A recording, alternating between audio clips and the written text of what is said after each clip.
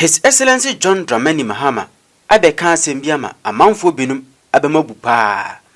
His Excellency John Dramani Mahama ama NPP fo binum a ompese omo criticize abanwe no anya solid stand omo begina so ade aka asemati abanwe na afeyin so His Excellency John Dramani Mahama asema wa bekan ama NDC fo binum a omo no chabe te se de NDC fo de Holy Mary omo nya bani bia no aba expose wo omo se omo kura no atente wotu omo to omo nya papa abusia na His Excellency John Dramani Mahama asemi ni de asay NDC for some kura ama anhwe ya said the manfo binum esusu se NDC second coming of John Dramani Mahama His Excellency we no ebe sesa na ma kura no just one year down the line no abusia abam abu kura na sign de ba ko wie NDC ene on future in 2028 election abusia ye be ko ensem ni nyina mu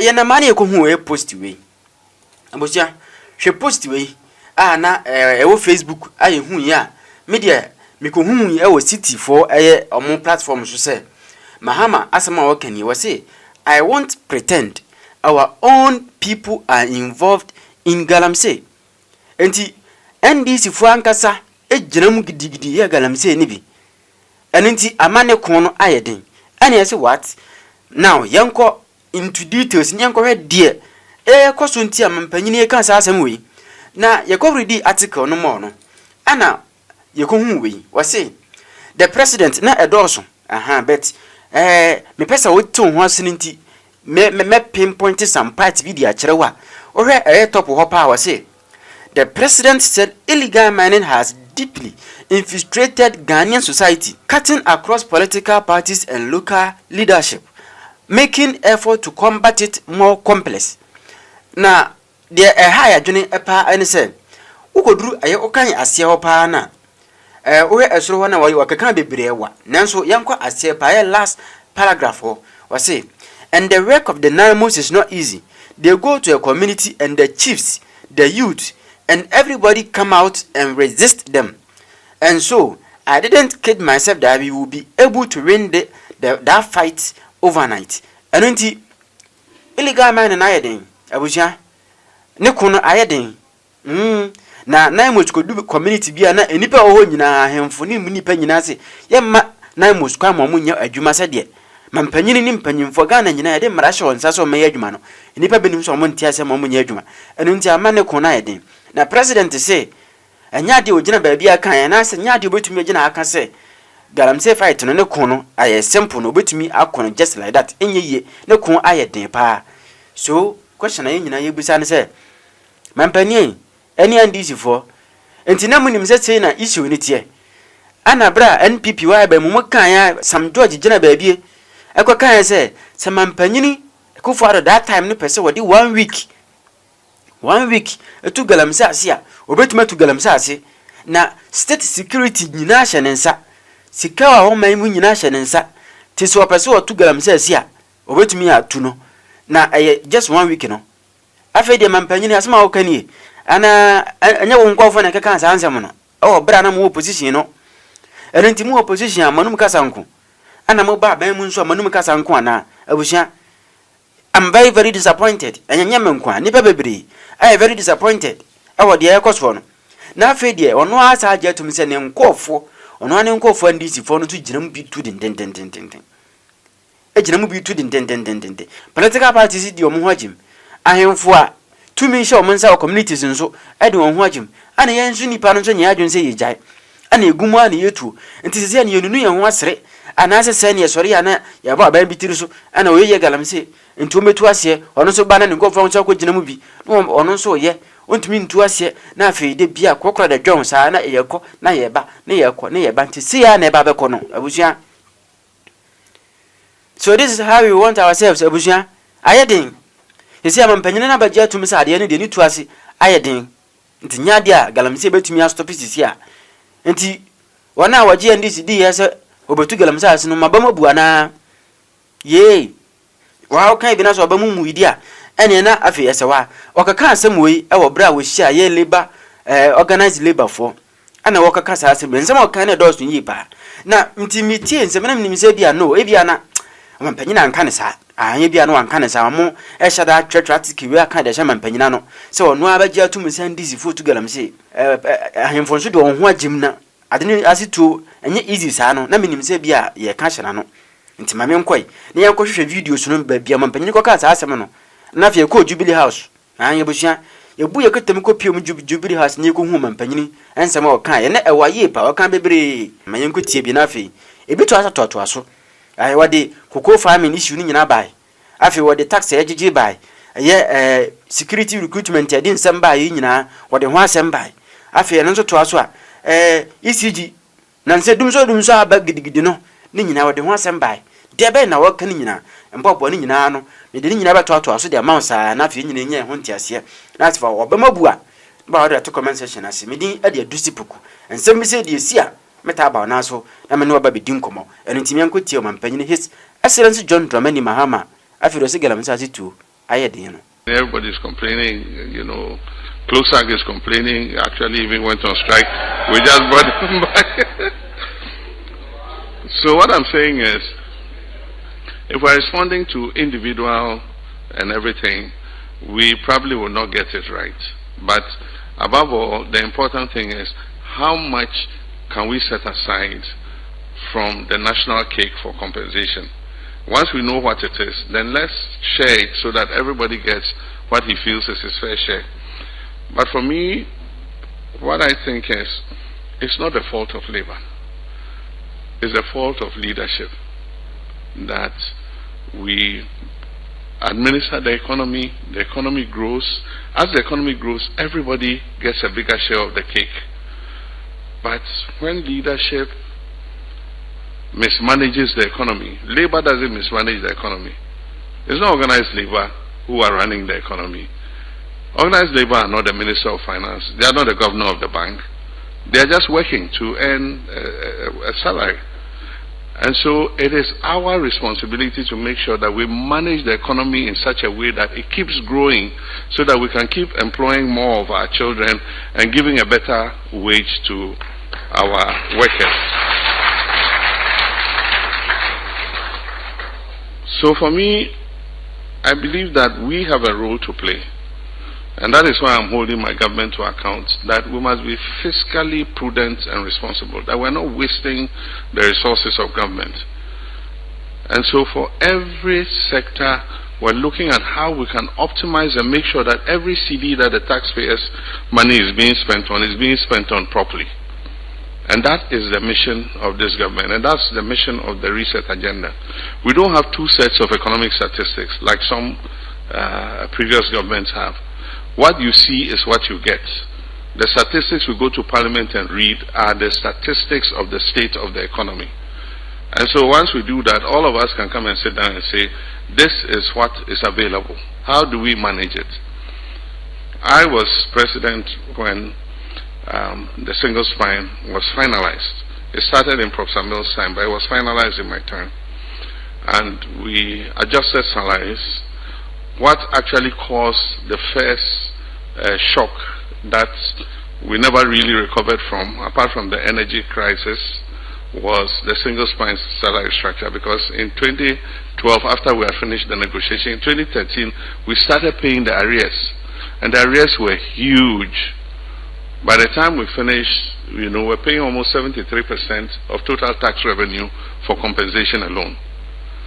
And so I'm saying that we need to begin to look at salaries and wages again in a manner that is uniform, that compensates everybody appropriately, but must do it in a way that we don't destroy the economy again.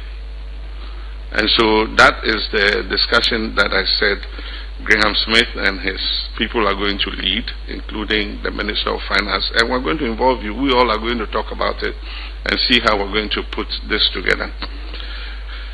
But to look at other issues, and I think my brother raised a lot of issues. We've had the situation where regulations are being brought to Parliament. Parliament is passing them and allowing all categories of people to retire on either their salaries or percentages of their salaries. and there's some iniquity when it comes to that. So when it comes to pension reform, we need to look at all those issues, because it's like we're bringing regulations to Parliament, and the regulations include many things, including welfare, uniforms. They must be provided with appropriate boots, but smuggled in there is that from this rank onwards we shall retire on our salaries, and that is creating a disparity. So we need to look at that. Comrade Joshua, I'll say that in most jurisdictions, pensions are under finance. In most jurisdictions, if you like, do a research. In most jurisdictions, pensions come under finance. And so we can discuss the issue about Ministry of Employment. Like you said, the recent security services recruitment shows us the huge scope of the problems we face. We say that we have a young, vibrant youth population, which is an advantage, but at the same time, it's a powder keg. It is an explosive issue, because as long as we're not creating opportunities for this youthful population, then it can become a disadvantage.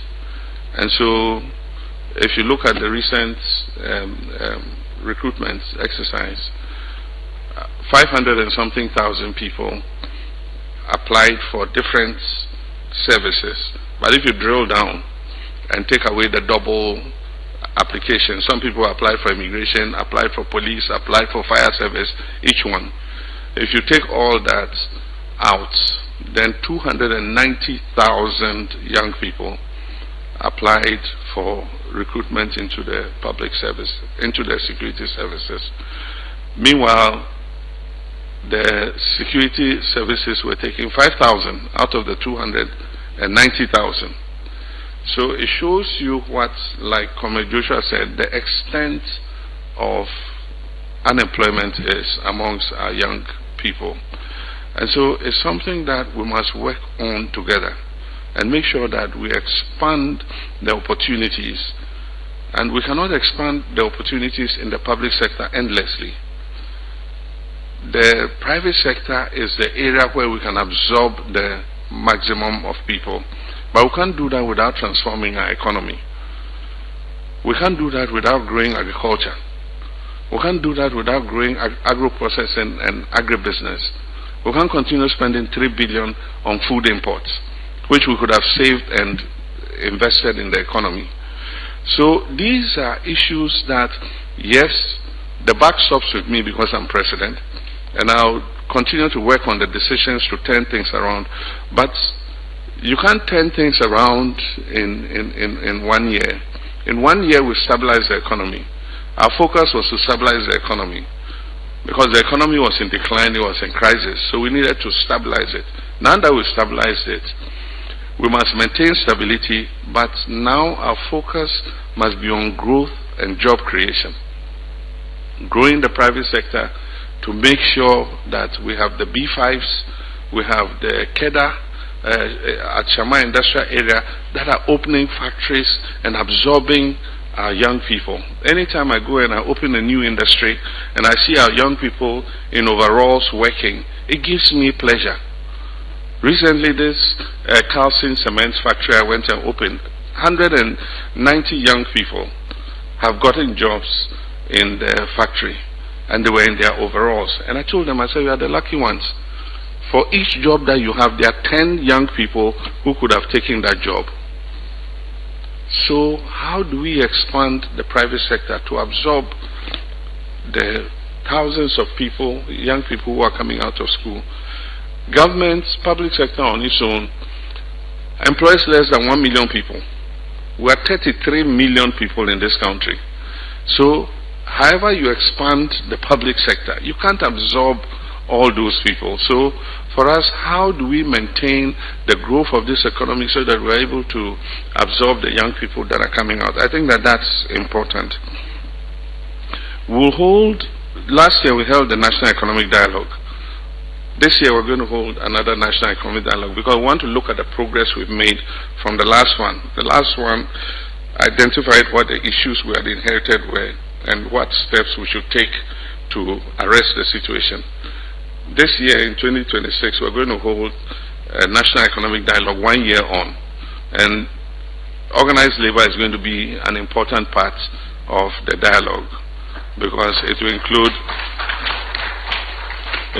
all the issues that we have faced together. I am a comrade and I believe in organized labor, but sometimes we have to look at practical reality. When we talk about private sector participation in distribution of energy, we're not taking anybody's jobs. We're saying that the billing and metering is better organized by the private sector. That's all we're saying. Electricity company will continue to sell their power. And so, and I say this because I've been part of the privatization of the communication sector. And I remember when I was deputy minister, we were told that communications is such a national security issue. If you privatize it, the CIA will be listening to our calls and what and what. Today, the communication sector employs more people than when we had only Ghana Telecom and Ghana Post. They were together, you remember. It was some state-owned enterprise, PNT. It was not even Ghana Telecom, it was PNT. How many people did PNT employ at that time? Today, if you take the workers of MTN and all the downstream digital employees and fintech companies and things, we are employing hundreds more people than PNT used to employ. But we're saying that ECG is not going to be privatized. And I want to insist again, ECG is not going to be privatized. There's not going to be any people who lose jobs in ECG because of private sector participation. ECG will sell the electricity to the private sector and say, we're giving you this amount of electricity, pay us. And so ECG will get its money. It will have its employees. It will pay its employees. But the private sector will be responsible for billing and metering. And so we gave you bulk electricity of this amount. ECG was sitting and waiting for you to pay us our money. So you will go to the houses and make sure the meters are working. You make sure that the people are paying the bills, and so on and so forth. So let me explain again. It's not privatization of ECG. For emphasis, it's not privatization of ECG.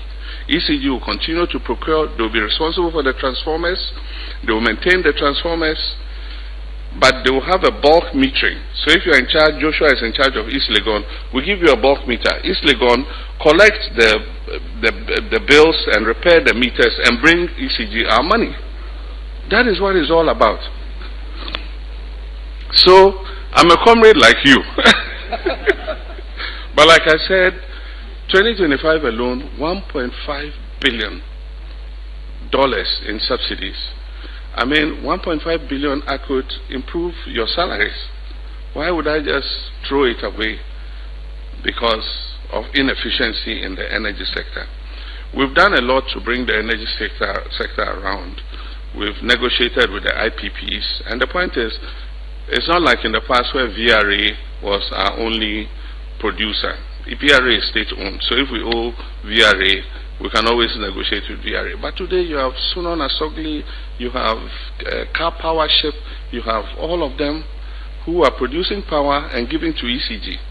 And so if ECG is not able to pay them, then it becomes a debt for government, and that's what's creating the problem. And so let me take housing and sanitation. Housing is a major problem, and for households it is consuming the income of households. We need to have a national housing dialogue and decide how, between the private sector, government and labor, we can come together and come out with a social housing policy to make sure that we provide affordable housing for workers to purchase on mortgage or to be able to rent at a favorable cost. The reason why private house owners are taking advantage is because of the deficit in housing. And so we have the rent courts. We say don't take more than 6 months of advance, rent advance. But the one who is renting and the house owner are both not prepared to go to the rent courts because they are doing it quietly. It says pay 2 years rent advance. you can go and report him at the rent court, and we'll hold that landlord accountable. But the one who is being asked 2 years rent advance doesn't want to go to the court. He will go and pay the landlord because he wants a place to lay his head. And so it is because we have a housing shortfall, and that is what is making them take advantage. Countries have instituted social housing policies that have been very successful. I've seen the Kenyan example, and Kenya has built hundreds of thousands of housing units, which they either rent or sell to government employees. In the past, employees have not been able to buy houses because we fix their mortgages in dollars. And because the dollar kept sliding and was not stable, then it means that if you take a mortgage, you find that eventually you are not able to pay, and then they take the unit from you. We just pray that we're able to keep the city stable. I've said that we don't want a strong city, we want a stable city. I want to know that every year the city will depreciate by 3% or 5%, 3% or 5%, so you can plan. And it will not add too much onto your mortgage bill. So now that we've been able to stabilize the city, let's work together to maintain it, because there are many benefits that all of us will get from a stable city. And so if we're able to do that, then workers from their income can go and take a mortgage and know that they're paying a certain percentage of their mortgage. And especially if it's in a place where you're working, then you can stay, instead of paying rent to a landlord, the rent that you were paying will go towards owning your own house. And so that's something that we need to look at. Thank you, Joshua, for your support for the constitutional review process. It's going to be a very transparent process. We're soon going to announce the Constitutional Review Implementation Committee, and it is going to go through the processes for implementing the constitutional review. We believe that after being in operation for more than 30 years, our 1992 Constitution has served us very well, but we have over the years recognized the loopholes that we need to tighten. And so let us handle it together, not in a partisan manner, but knowing that that constitution will serve us for another 30 years, into the future. And so it's something that we are happy to look at. Decentralization, we must deepen decentralization. And after I came back into office, even though the previous government had reduced the District Assembly's Common Fund from 7.5 to 5%, we have maintained it at 5%, but we have said that 80% of the money should go to the assemblies. In the past, they didn't get up to 50% of the monies. The remaining was spent at the center, at the District Assembly Common Funds, Administrator's Office. Procurements were made from there, and so we decide that every assembly needs dustbins. So we procure thousands of dustbins, and then we send, hey, here are your dustbins. Meanwhile, the assembly wants to invest their money in something else. So we're telling them that 80% of the money will be sent to you, 20% will be retained at the center for centralized spending, and the 80% you can have. And so if you go to the districts today, economic activity is much better than it used to be in the past. And I've said that every year we'll increase the share. The Constitution says between 5% and 8%. 5% is the minimum. And so over the last administration, they kept it at 5%, which was the minimum. And so we'll continue to increase it so that the share that goes to the district assemblies to decide what they want to use it for will be increased.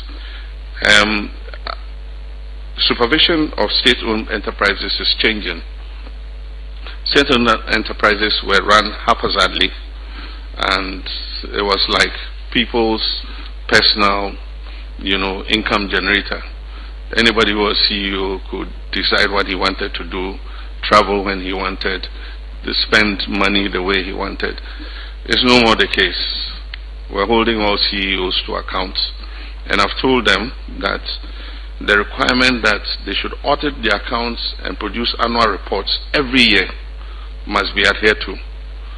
If by the deadline you don't produce your annual account and your audited accounts, it will be a basis for your reshuffle or your removal.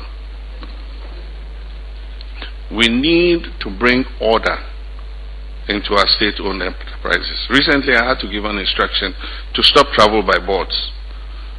I mean, we have so many hotels and venues. You can rent nicely, go and sit. If you like, come and stay in the hotel and enjoy 2 days of, some nice air conditioning and things and hold your meeting. Why would the whole board move to a foreign country to hold board meeting? Or to travel for training? Bring the trainer here and come and train the board. And so recently I had to give an order because I noticed that, the board thing was being abused. And so we've asked that they cannot travel for such purposes. And if it is essential that they have to, then they must seek permission from the Chief of Staff. We need to rein in the SOEs. And I'm saying that those that are not able to perform, we're going to list as many of them on the Security and Exchanges Commission on the Stock Exchange, so that it brings accountability into their affairs, because they have to, as public listed companies, file their annual returns. But aside from that, those that are essential that were not listed on the stock exchange, we must make sure that SIGA is monitoring their activities and they are not incurring debts that governments have to pay. The final one is illegal mining. Illegal mining has eaten into the fabric of our society, and I must say that it is not only a menace to our society, but it has involved the circle of traditional rulers, political party appointees and everything. And so even when one party changes, those who were running some operation who were to one party will go to the next party and say, oh, now that you have come and take over this operation and let's share, and we too will be getting small. This is what we're doing. And so I don't kid myself that we don't have our own people involved. And the work of the NIMOS is not easy. They go to a community and the chiefs, the youth, and everybody come out and resist them. And so I didn't kid myself that we will be able to win that fight overnight. But we cannot relent. We must continue. And it doesn't help when we have crisis in the cocoa industry.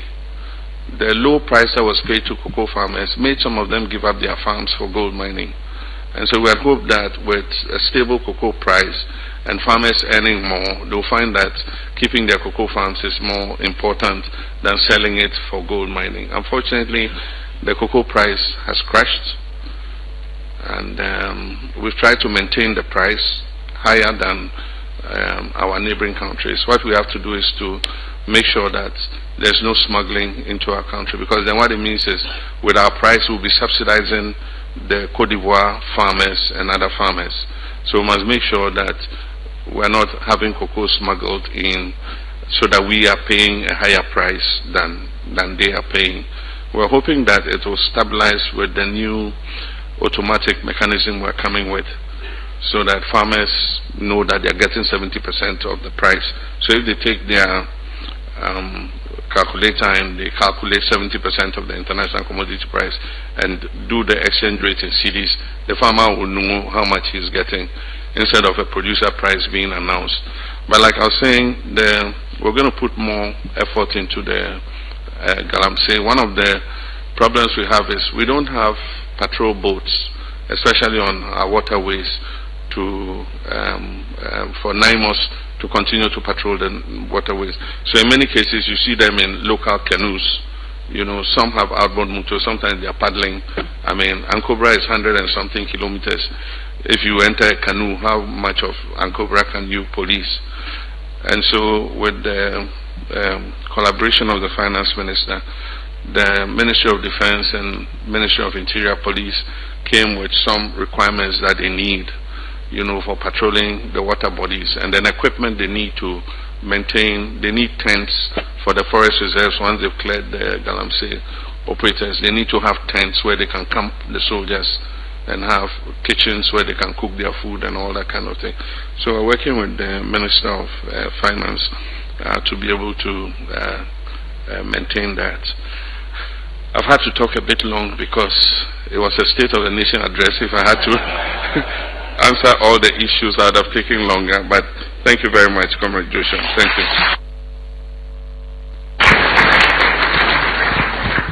Thank you very much, Your Excellency, for those responses. So we are going to wind up today's program at this juncture. But before we do that, I would invite His Excellency to make some remarks to close this section, in addition to the response to the State of the Nation, State of Labor address rendered by Brother Joshua Amsa. Your Excellency, the floor is yours now. Thank you. After that extensive response, I don't see how much more I'm going to add, but to say that I appreciate the concerns of Labour. Indeed, I am a social democrat and an Nkrumahist, all through and through. And so I empathize with Labour and organized unionization. And so we'll always be your ally, and we'll keep an open channel of communication with all the Labour groups. I want to express appreciation for the cooperation we've had so far, especially in respect to negotiations on salaries and the base pay. Organized labor has been very reasonable since we came, and you recognize the crisis that we inherited.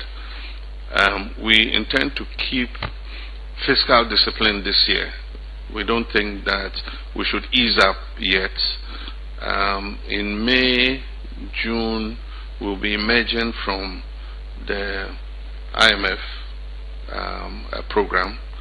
We're not going to hold Kenke parties and Wache parties, because we're not considering that we're coming out of imprisonment. We think that maintaining fiscal discipline and making sure that the economy remains stable is in the interest of everyone. And so there'll be no Kenke parties, there'll be no Wache parties. We'll just announce that we've come out of the IMF, but we'll still maintain fiscal and monetary discipline so that the economy remains stable and foreign direct investment increases.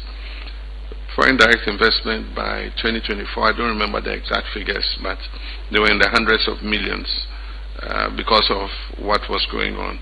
Today they've rebounded back into the billions, almost $2 billion in foreign direct investment.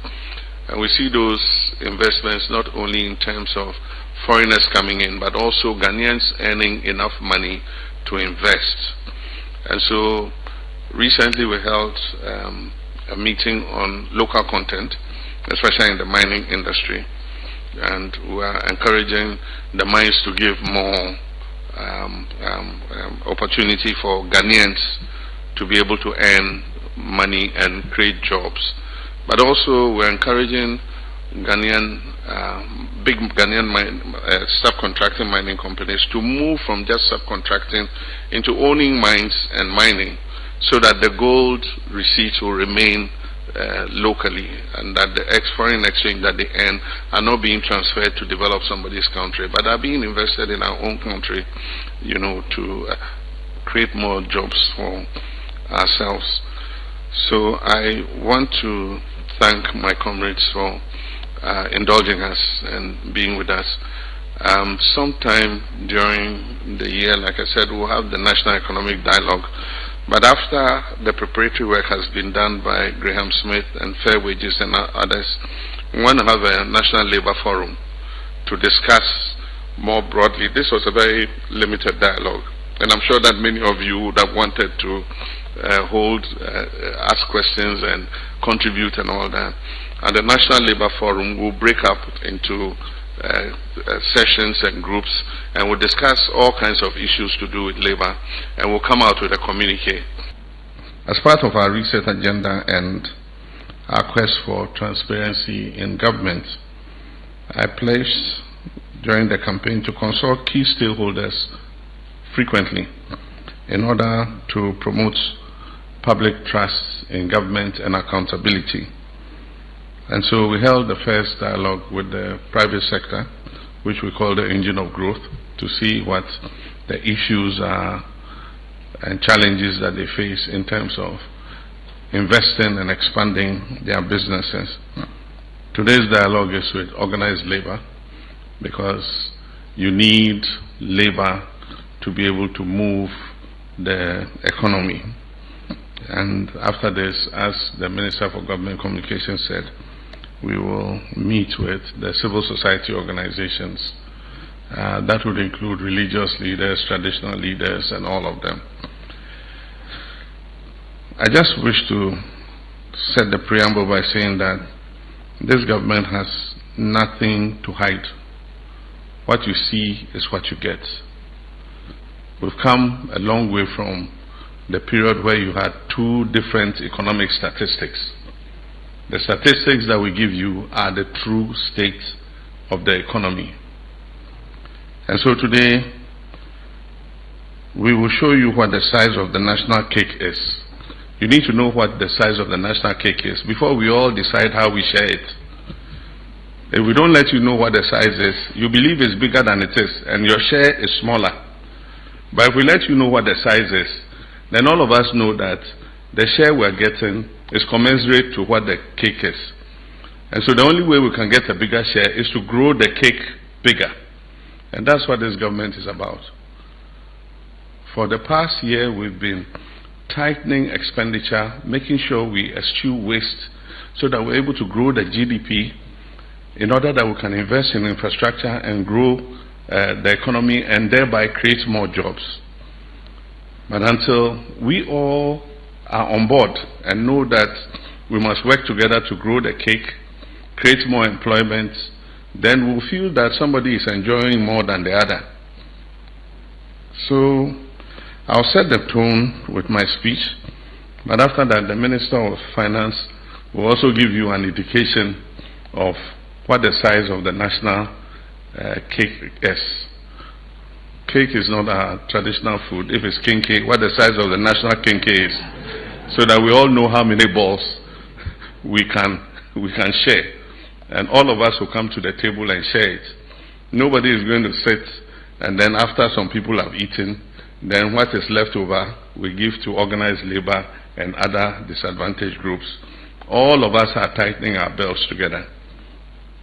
And so let me just go through inflict on you the prepared speech, but we'll have the opportunity to have an open forum, and so we'll be able to discuss, in depth what our national circumstances are. So I'm pleased to welcome you to this important dialogue, which lies at the core of our national development agenda, the welfare, dignity, and productivity of the Ghanaian worker. Let me start by sincerely thanking organized labor for your ongoing dedication to positive dialogue with the government. The strength of our nation relies on the strength of the partnership between government and organized labor. Today's meeting is therefore not just a dialogue, it's a collective responsibility to reset and reimagine the future of work, compensation, and social protection in Ghana. Leaders of organized labor. For many years, Ghana has faced ongoing disparities in public sector pay, repeated labor disputes, and a remuneration system that often struggles to balance fairness to workers with the country's financial realities. These challenges have exerted significant pressure on public finances, and at times they have strained the social compact that exists between government and organized labor. It is therefore my firm conviction that the time has come not for just incremental adjustments, but for bold structural reforms in how public sector emoluments are determined and managed. Accordingly, as part of our reset agenda, the government has declared 2026 as the year of transition from the Fair Wages and Salaries Commission to a new independent emoluments commission. This reform is not about dismantling the progress we have achieved. On the contrary, the Fair Wages and Salaries Commission will serve as the institutional core to bring about this transformation. We'll reinforce and reposition the Commission both financially and in terms of human resources so that it becomes the technical cornerstone of a modern independent national authority capable of managing public sector pay with professionalism, independence, and credibility. The Independent Emoluments Commission will create a transparent, rule-based, and evidence-driven system for setting public sector pay. Under this framework, salaries and benefits will be guided by productivity, labor market realities, fiscal sustainability, strategic national priorities. And through this reform, government aims to, 1, address long-standing inequities within the public sector, rationalize allowances and benefits, strengthen the link between pay and productivity. Our goal is to move away from the fragmented and ad hoc wage decisions towards a system that is fair to workers, is responsible to the taxpayers, and is sustainable for future generations. Let me emphasize that this reform will be implemented in a phased manner and will be carried out in full consultation with organized labor every step of the way. As a first step, the new legislative framework will cover public sector institutions, agencies, and state-owned enterprises with a differentiated approach that reflects each entity's financial capacity and operational reality. It is also important to clarify that the inclusion of Article 71 office holders will be undertaken only after the required constitutional amendments and legislative processes have been carried out and are complete.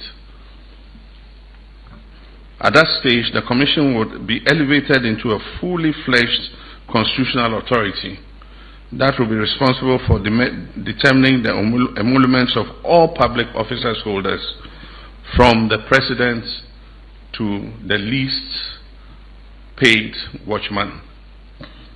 Sorry, we don't have watchmen anymore. Security officers. Distinguished leaders of labor, as we undertake this transition, the government must act with prudence and responsibility. For this reason, 2026 will not be a year for full renegotiation of conditions of service across the public sector. Instead, the government will carry out targeted, modest adjustments to specific allowances as an interim measure. This approach is necessary to maintain macroeconomic stability, manage expectations responsibly, and create the space needed to build a credible and sustainable national emoluments framework. Let me be clear, this is not a withdrawal from engagement with labor. It is a strategic pause to address the structural foundations of our compensation system in the interest of everybody. In preparation for the new framework, the Independent Emoluments Commission will develop a comprehensive national emoluments policy. The policy will address 1, pay disparities, harmonize allowances, strengthen performance-based compensation, align public sector pay with Ghana's long-term development and fiscal priorities. Ultimately, we seek a system in which rewards are aligned with productivity, fairness, and national development goals. My comrades and friends, our pension system stands at a critical crossroads. Nearly 2 decades after the introduction of the 3-tier pension system, coverage remains limited. Out of an estimated 10 million workers, fewer than 2 million are contributing regularly. Pension assets stand at approximately 100 billion Ghana cedis, representing only about 7% of GDP. And I'm afraid to say this is well below continental benchmarks comparative with other African countries. If we fail to act, the imbalance between contributors and retirees will continue to deepen, threatening the system's sustainability and the dignity of our future retirees. I've therefore instructed the Minister of Finance to oversee a thorough review of our pension structure with the aim of expanding coverage, especially to the informal sector, modernizing our contribution systems, and strengthening governance and investment management. Our goal is clear. Every Ghanaian worker must retire with dignity, with security and confidence in the pension system. My dear colleagues, we cannot talk about wages and pensions without addressing the wider fiscal realities of our economy. Over the past 9 years, Ghana has spent more than $8 billion to address financial shortfalls only in the energy sector. And in 2025 alone, the government paid approximately $1.57 billion to settle legacy debts. Meanwhile, inefficiencies, especially in revenue collection at the billing and metering stage, continue to undermine the whole energy sector. These losses directly impact the economy's ability to improve wages, enhance working conditions, and expand social protection. And this is why government is strengthening energy sector reforms to restore discipline, eliminate inefficiencies, especially at the last mile distribution sector, and unlock these wasted resources for national development. My comrades and friends, this reform is not designed against labor. It is designed with labor and for the long-term stability of Ghana's public sector compensation system. We stand at a defining moment. We can either continue with a system that causes periodic tensions and unsustainable outcomes, or we can work together to build a modern, fair, and resilient framework. I therefore invite you to join government in shaping this new institutional architecture. Together, we can build a remuneration system that is transparent and equitable, a pension system that guarantees dignity in retirement, and an economy that supports fair rewards for hard work. The reset agenda is not just a slogan, it is a commitment to fix what is broken, a commitment to build what is sustainable, and a commitment to ensure that every Ghanaian worker is treated with fairness and dignity. And so I welcome you to this dialogue. I thank you for your attention, and I look forward to a very fruitful and vibrant discussion. May God bless our homeland, Ghana. Thank you very much, Your Excellency, for those thought-provoking words. At this stage, I would invite the Honorable Dr. Kasiel Atufosin, Minister for Finance, to make a presentation on the state of the economy. Thank you very much.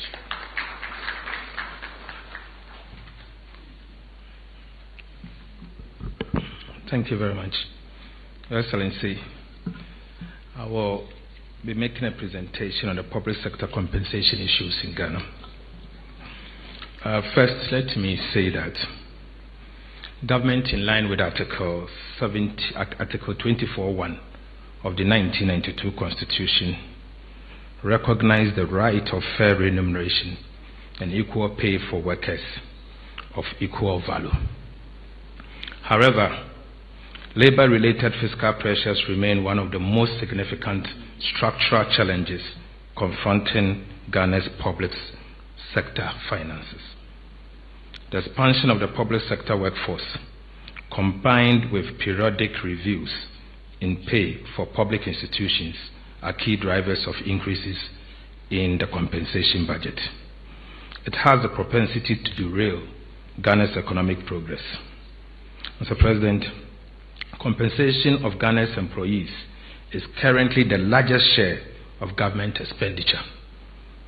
Of the total government expenditure, employees' compensation account for 39%, debt service account for 32%, and grant to other government units account for 29%.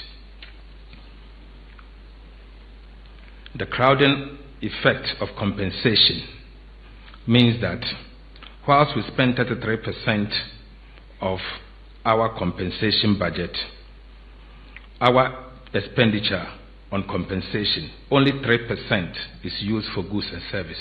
Only 3%. Capital expenditure represents only 6% of Ghana's expenditure. Social benefit only represent 1% of government expenditure, and grants to other government units representing the statutory funds is about 24%, whilst debt service represents 26% of our total expenditure.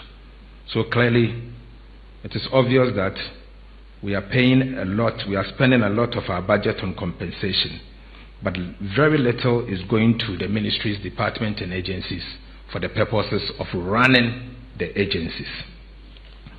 Your Excellency, some key facts on the compensation issues in Ghana are that at the end of 2025 fiscal year, compensation budget accounted for 44% of non-oil tax revenue, 5.64% of GDP, and 33.78% of total expenditure.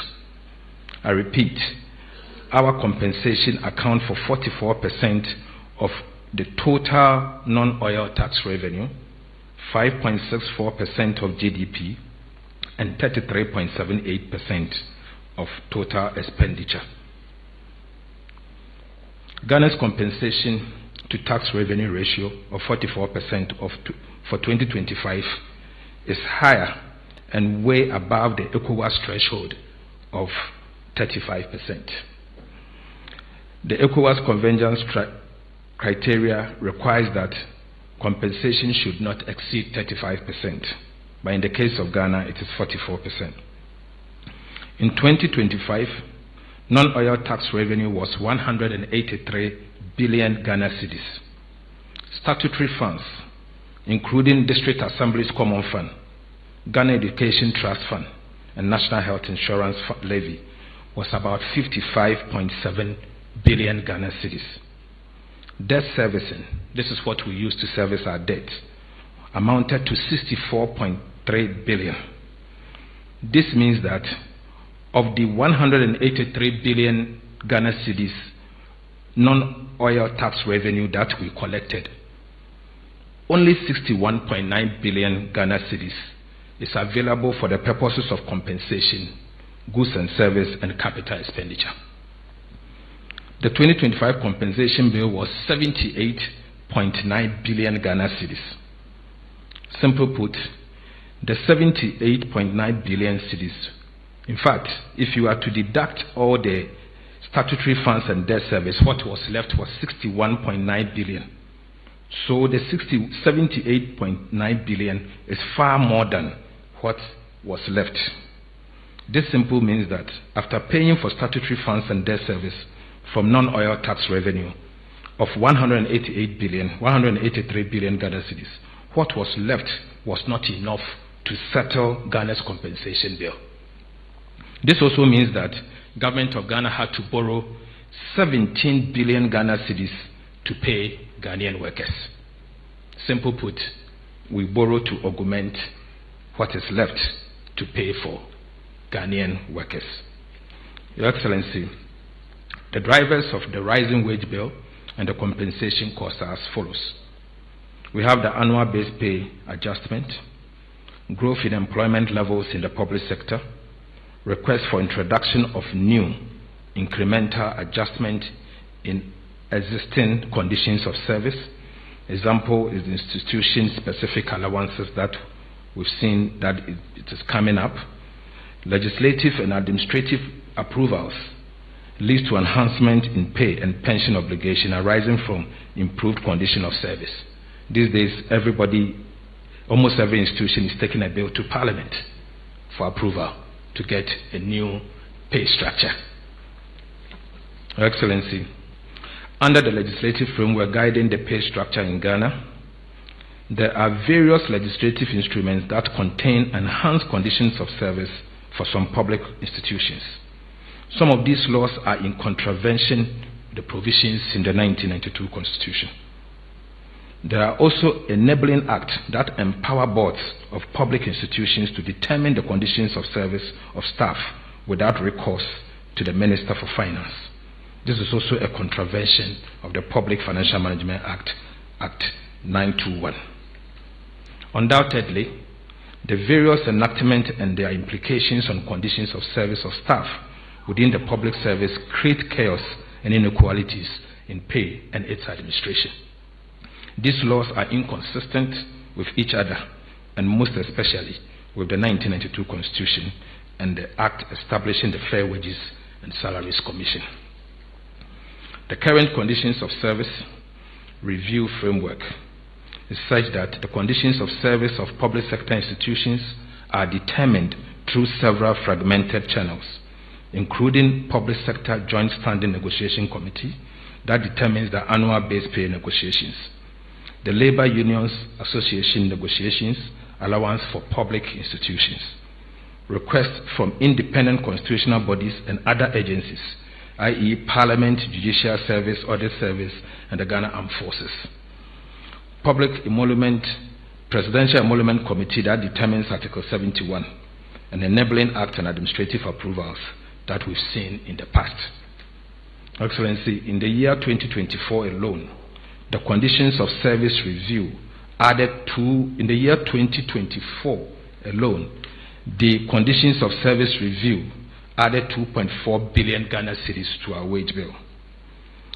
And then you will notice that the Ministry of Education is the one that led the chart with about 1.3 billion Ghana cedis of the 2.4 billion. In the year 2025, we saw that the conditions of service review alone added 6 billion Ghana cedis to the wage bill. Of this, the Ministry of Interior alone contributed 5.7 billion.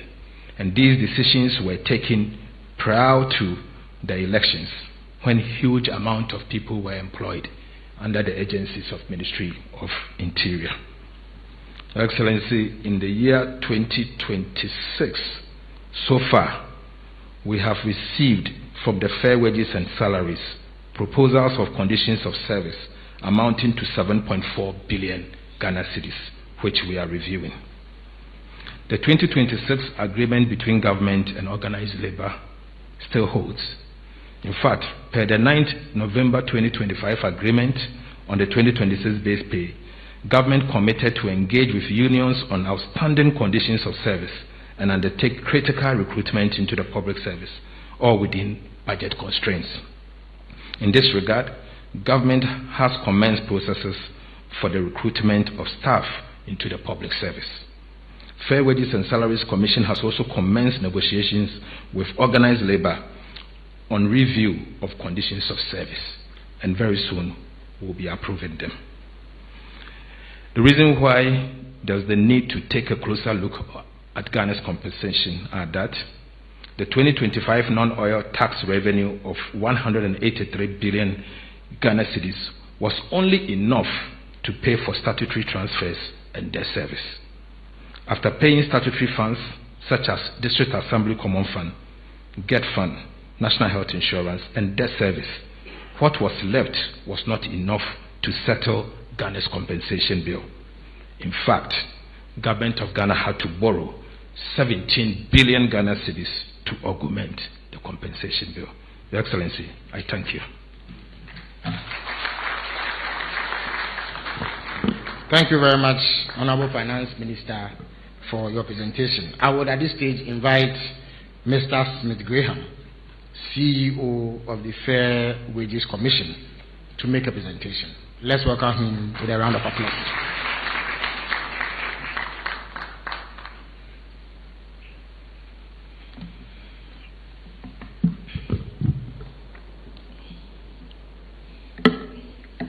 Thank you very much, Your Excellency, Honorable Chief of Staff, Honorable Ministers, and Presidential aides. Comrades, good evening. Let me begin with a simple but honest truth. The current public sector pay system is not working for workers and it's not working for the nation. We have a system where people are doing similar work and are paid differently, where allowances have overtaken salaries, and where every few months we are drawn into disputes, not because workers are unreasonable, but because the system itself is also fragmented, opaque, and increasingly unsustainable. Today, thankfully, we are not here to negotiate, but to look at how we'll be able to help improve the system. Your Excellency, all the strikes that we encounter in this country come with a huge cost. In 2024 alone, we had 22 strikes. The 22 strikes we had cost the nation 1.47 billion Ghana cedis. The 22 strikes. In 2025, we had 8 strikes, and the 8 strikes cost the nation about 635 million Ghana cedis. This year, we've had some strikes, and they all come at a huge cost to us as a state. The single spine pay policy was introduced, Your Excellency, to attempt to correct the major distortions in the salary structures in the public service. This was achieved to a very large extent, and we are supposed to continue improving on it until we get it right. Unfortunately, with the passage of time, we are almost back to square one. Legitimate concerns are still being raised regarding disparities in public sector pay, distortions created by multiple allowances, inequities between institutions performing similar functions, challenges of managing the low and high levels on the single spine salary structure, among others. These concerns are real, and they have contributed to recurring labor agitations across the public sector. From the technical perspective of the Fair Wages and Salaries Commission, it is clear that the current architecture for managing public sector pay has reached its structural limit. What is required now is not simply another round of negotiations, but a structural reform of how remuneration itself is determined. And we are happy that Your Excellency of your suggestion to introduce the Independent Emolument Commission. Let me say that the Commission is ready for this great transformation, and we will do our best. In the past, Your Excellency, we had an arrangement with Parliament where all bills that were passed in Parliament, once it concerns conditions of service, was referred to Fair Wages and Salaries Commission. But for some time now, we realized that that arrangement was also stopped.